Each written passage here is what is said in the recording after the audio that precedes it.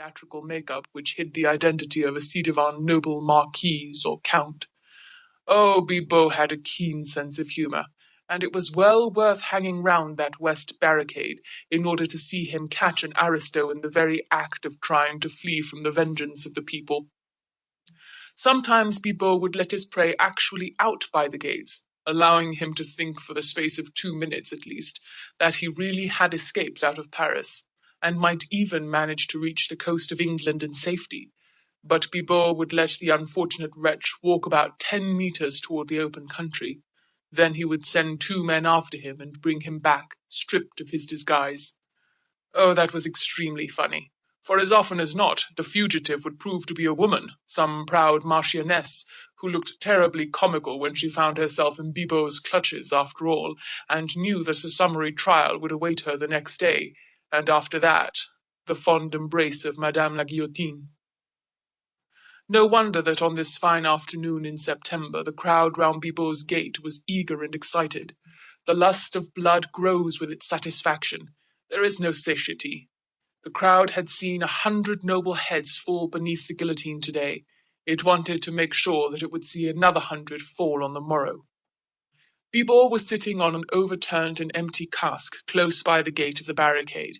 A small detachment of citoyen soldiers was under his command. The work had been very hot lately. Those cursed aristos were becoming terrified and tried their hardest to slip out of Paris. Men, women, and children whose ancestors, even in remote ages, had served those traitorous Bourbons, were all traitors themselves and ripe food for the guillotine. Every day Bibot had had the satisfaction of unmasking some fugitive royalists and sending them back to be tried by the Committee of Public Safety, presided over by that good patriot citoyen Fouquier-Tinville. Robespierre and Danton had both commended Bibot for his zeal, and Bibot was proud of the fact that he, on his own initiative, had sent at least 50 aristos to the guillotine. But today all the sergeants in command at the various barricades had had special orders. Recently, a very great number of aristos had succeeded in escaping out of France and in reaching England safely. There were curious rumours about these escapes.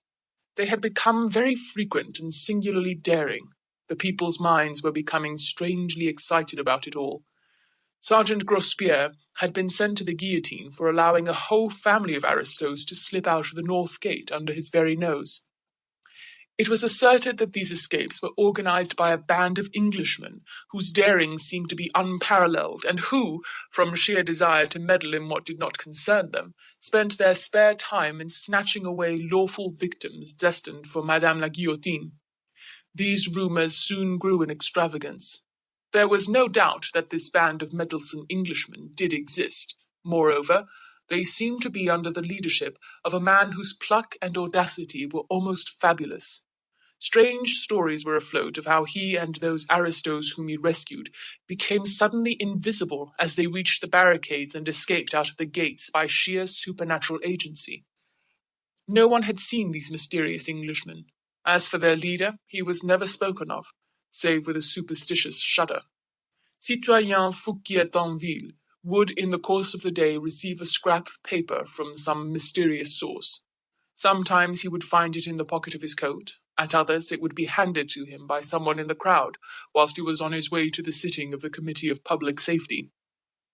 The paper always contained a brief notice that the band of meddlesome Englishmen were at work, and it was always signed with a device drawn in red, a little star-shaped flower, which we in England call the Scarlet Pimpernel. Within a few hours of the receipt of this impudent notice, the citoyen of the Committee of Public Safety would hear that so many royalists and aristocrats had succeeded in reaching the coast, and were on their way to England in safety. The guards at the gates had been doubled. The sergeants in command had been threatened with death, whilst liberal rewards were offered for the capture of these daring and impudent Englishmen. There was a sum of 5,000 francs promised to the man who laid hands on the mysterious and elusive Scarlet Pimpernel. Everyone felt that Bibot would be that man, and Bibot allowed that belief to take firm root in everybody's mind. And so, day after day, people came to watch him at the West Gate, so as to be present when he laid hands on any fugitive aristo who perhaps might be accompanied by that mysterious Englishman. Bah!